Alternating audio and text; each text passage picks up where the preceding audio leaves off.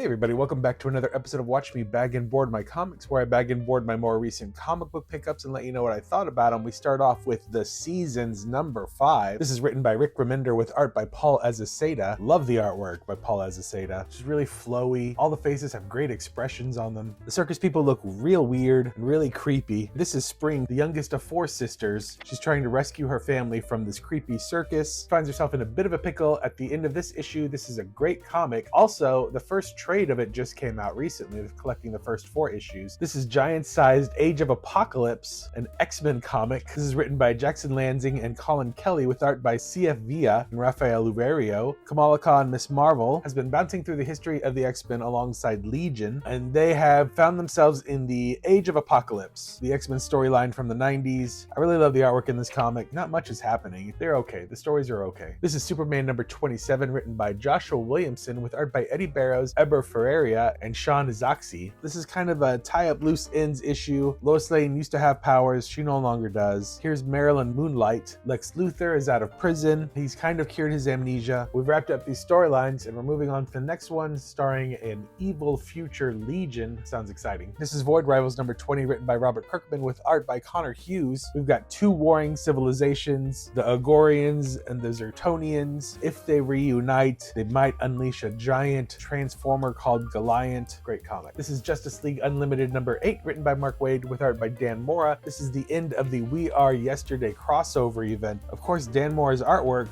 is super awesome. We have a bunch of time-displaced Justice Leaguers. Gorilla Grodd has been behind this whole plot. He's got evil Darkseid powers now. At the end of the comic, we do have a big rift between the normal DC universe and the Absolute universe. DC's definitely building up to something big. So big, in fact, that at the end of the comic, the word crisis is invoked. And then finally, we have Godzilla Heist number 5. This is written by Van Jensen with art by Kelsey Ramsey. I really like the premise of this book a bit more than the execution. This guy figured out a way to lure Godzilla to a certain area just so he could cause chaos and rob a bunch of places around where Godzilla was. And in this case, the thing he decided to burgle was Mechagodzilla. Yeah, it was okay. And so these are my comics, all bagged and boarded.